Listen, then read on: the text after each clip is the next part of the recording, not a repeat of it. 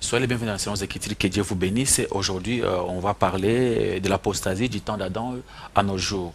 On va aller vite, selon les Écritures, vous montrer ce qui est écrit pour vous montrer que l'apostasie a commencé depuis le temps d'Adam jusqu'à nos jours. Et l'apostasie, d'abord, c'est quoi? C'est la rébellion, c'est la manque de la crainte de l'Éternel, c'est l'incrédulité, en bref, l'abandon de la foi.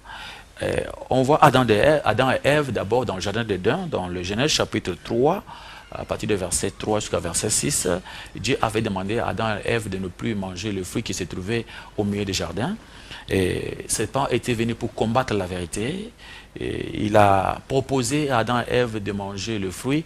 Et Adam et Ève ont accepté et ils ont abandonné la vraie foi qui était la volonté de Dieu. Ils ont fait la volonté de Satan. C'est ce qu'on appelle l'apostasie.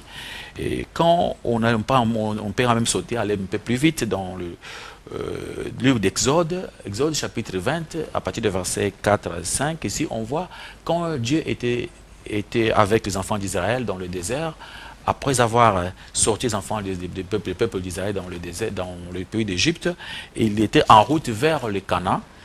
Dieu a montré sa volonté aux enfants d'Israël. Dans Exode chapitre 20, versets 4 et 5, il dit ceci: tu ne te feras point d'image taillée, ni de représentation quelconque. Tu ne te prosterneras point devant elle et tu ne les serviras point, car moi l'Éternel ton Dieu, je suis un Dieu jaloux. Dieu a montré qu'il était un Dieu jaloux. Il a demandé aux enfants du peuple d'Israël de ne plus faire des images taillées. Et le peuple a répondu dans Exode chapitre 24, verset 7. Il prit le livre de l'Alliance et lut en présence du peuple et ils dirent: nous ferons tout ce que l'Éternel a dit et nous observerons ses commandements. Voilà, dans Exode 32, verset 1 jusqu'à verset 8, vous verrez maintenant le peuple a changé d'avis. Ils sont venus auprès d'Aaron pour lui demander de faire des idoles. Le peuple, voyant que Moïse tardait et descendait de la montagne, s'assemblait autour d'Aaron et lui dit: allons, fais-nous un Dieu, qu'il marche devant nous, car Moïse est parti. Voilà, ils ont demandé à Moïse de faire maintenant, à Aaron de faire maintenant un Dieu. Aaron a demandé au peuple d'ôter les anneaux d'or qui étaient dans leurs oreilles, dans les oreilles de leurs femmes. Et ils ont composé toutes ces choses, ils ont fait un Dieu en or. Et le peuple, dans le verset 6, il dit ceci: le lendemain, ils s'élevèrent de bon matin, ils offrirent des holocaustes et des sacrifices, des actions de grâce. Le peuple s'assit pour manger et pour boire. Puis ils se levèrent pour se divertir. On a vu comment les peuples ont fait ceci. Ils sont allés adorer des idoles à la place de Dieu. Maintenant, dans le temps d'Élie, vous connaissez les prophètes Élie, et vous savez ce qui s'est passé avec les 450 prophètes de Baal. Il y avait 450 prophètes de Baal qui adoraient, que les gens acceptaient. Il y avait seulement un prophète de Dieu au nom du prophète Élie.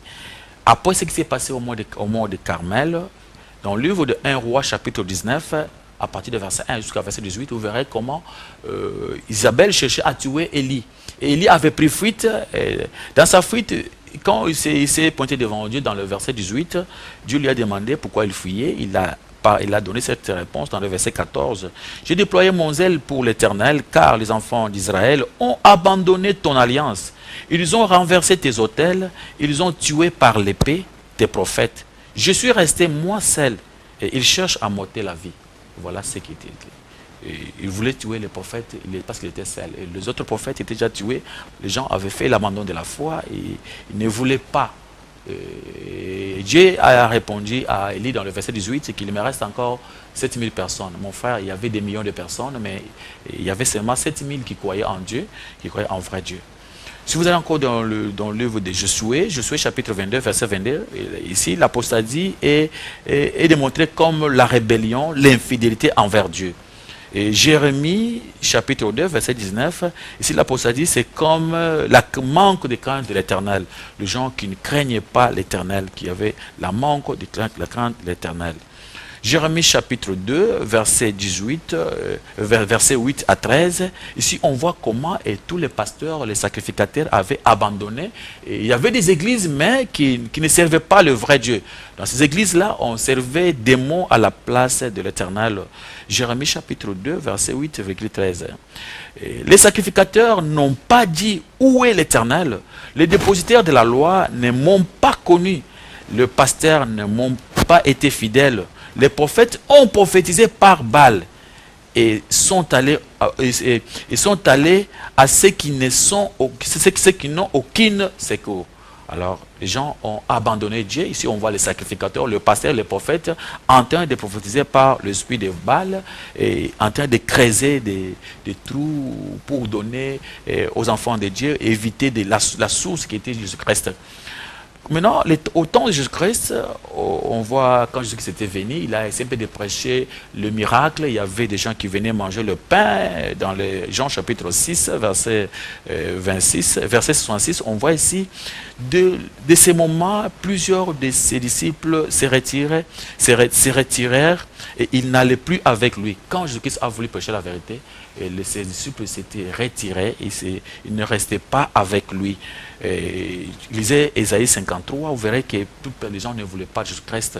Il était abandonné de tous, les gens ne voulaient pas de lui. Lisez Jean 3, verset 19, les gens ont peur de la transparence de la vérité parce que la vérité était vraiment détestée. Ils détestaient la vérité était vraiment trop exigeante et la vérité était vraiment impopulaire et la vérité mettait en dehors leurs objets. Ils ne voulaient pas s'attacher à la vérité. C'est pourquoi Jésus a dit dans le Matthieu 24, verset 4, « Prenez garde que personne ne vous séduise, car plusieurs viendront sous mon nom, ils séduiront beaucoup de gens, et plusieurs faux prophètes s'élèveront, et ils séduiront beaucoup de gens. » Et aujourd'hui, il y a beaucoup de faux prophètes en train de séduire les gens au nom de Jésus-Christ. Il y a beaucoup de paroles, de mensonges prêchés. Vous croyez que c'est des dieux, mais ce n'est pas des vrais dieux. Dans le Matthieu 24, le verset 11 dit ceci, et plusieurs faux prophètes s'élèveront, ils feront des miracles et des prodiges, au point de séduire, s'il était possible, même les Élis. Et l'iniquité, ça sera accrue. Et l'amour du péché en nombre se refroidira. Les gens vont accepter le mal et ils vont refuser la vérité. C'est ce qui se passe aujourd'hui. Et on est dans les salons des Écritures. Que Dieu vous bénisse. À la prochaine occasion.